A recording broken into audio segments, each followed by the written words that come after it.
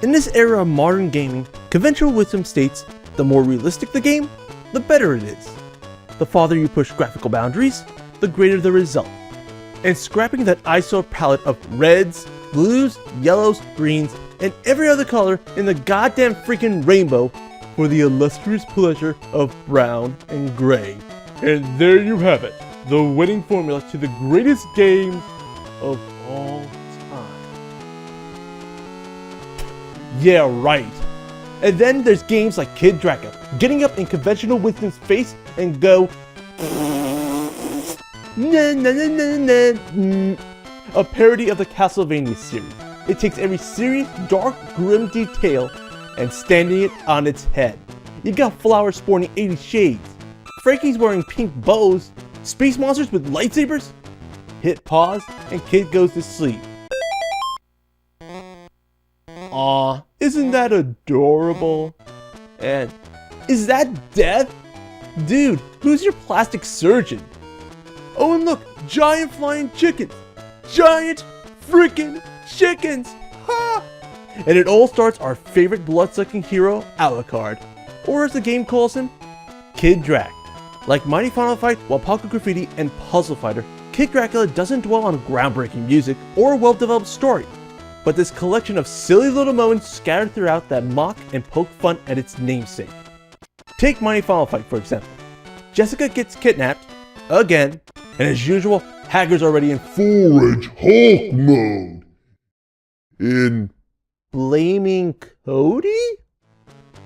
Strange, yes, but laughably strange no less.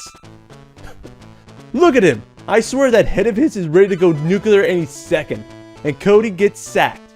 Nice. Ditto for Kid Dracula. Take the first boss fight for example. You're ready to fight to the death against some old ghost dude. He's practically invincible. That big stick of his blocks half my shots, and none of my attacks hurt him. And suddenly...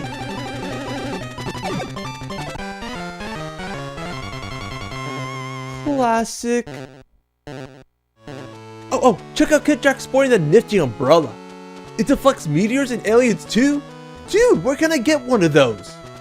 It's strange, it's whimsical, it's silly, and the game is better off because of it. But Konami's not done mocking Castlevania just yet. Oh no, they take the craziness up to 11. How, you ask? By copying their rivals! That's right, Kid Dracula is a Mega Man game.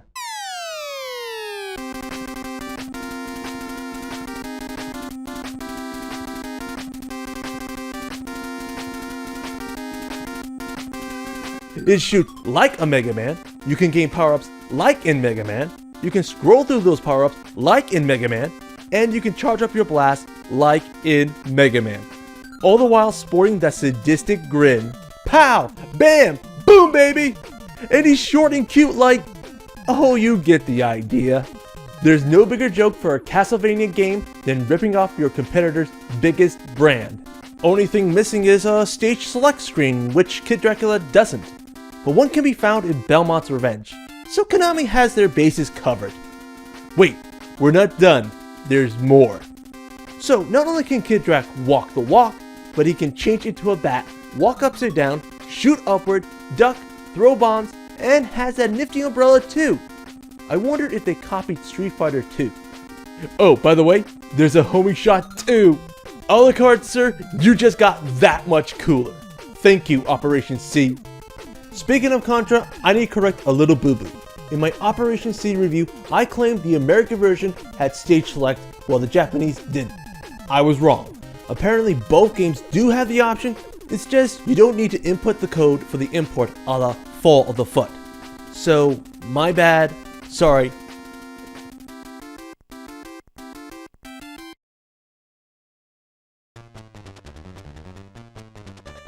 One advantage Kid has over the Blue Bomber is his ability to turn enemies into coins, which you can exchange for lives between stages by playing one of 4 equally quirky and equally amusing minigames. There's Grab Bat, Balloon Poppin', Stick 'em, Don't Lose Your Head, and this complicated version of Rock Paper Scissors. Best part, you could potentially rack up to 5, 7, or 9 lives per go, so more bang for your buck, and a nice change of pace. But don't waste your time on that damn roulette. There are better methods. One surefire way?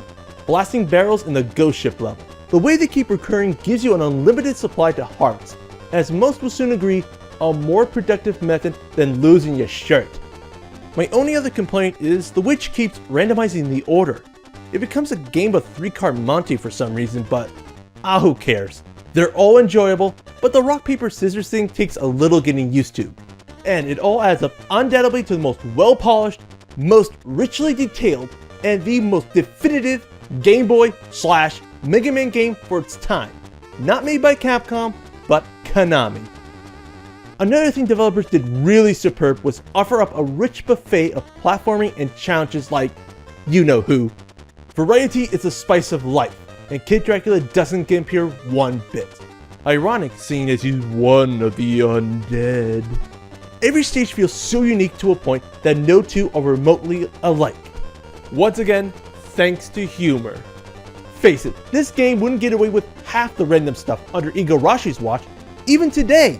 I mean, giant chickens, plants wearing shades, and Jason crying in a Castlevania title? Hell no! Now flying claws, nuclear-powered roses, and Jason wielding a chainsaw? Maybe. But we're talking Kid Dracula, the game from 1993 that literally mocks today's games by killing it with chicken eggs? Wait, I died? I died from an egg laid by a giant naked chicken? I died from an egg by a giant naked chicken? That, ladies and gentlemen, is Kid Dracula in a nutshell. And why it is awesome!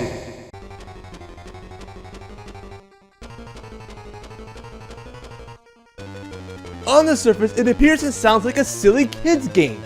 But beneath its skin lies a tricky little devil, always changing the rules of the game to stay one step ahead. Every area a new funhouse of traps and obstacles. Every challenge a loony concoction followed up by a loonier twist. It's one insidious curveball after another, after another, after another, while delivering these incredibly funny, incredibly silly, and incredibly goofy moments.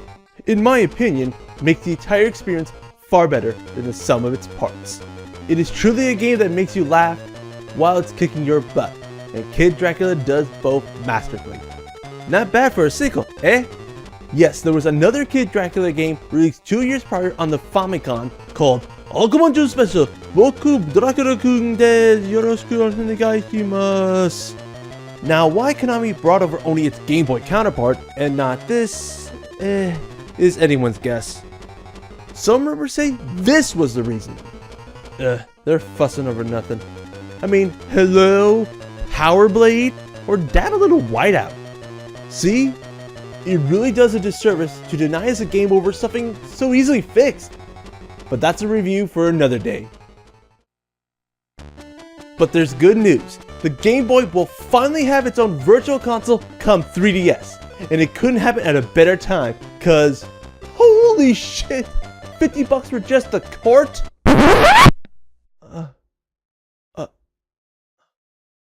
I'm speechless. I mean, I bought my copy from a fellow gamer for no more than $10, and that was 3 years ago. And last I checked, a few months back, the asking price was $20 on eBay. So, I don't know what to say except, Konami better bring back Kid Dracula ASAP. I want this gem on day one, no matter what. Also, while you're at it guys, start working on a sequel. You should be all over this by now. Because when Mega Man 9 gave instant praise and recognition, something in your heads should have gone something like this. Dude, this Mr. Blue Tights game freaking rocks! Hey dude, we got our own Mr. Blue Tights game right here too! No way dude! What if we added tubular awesome planetary physics cause he walks on ceilings and stuff? Yeah dude, and we call the Kid Dracula super mega cool galaxy dude! Dude! Righteous dude! We'll make like a quadrillion, bazillion, quadrillion dollars! These pre-adolescent humans will eat it up like candy bar cookies on a stick, dude! Now I want candy bar cookies on a stick too! You know what dude? What dude? I want one too! Dude! Okay, you get the idea. And yes, when pigs fly, or giant chickens, whatever.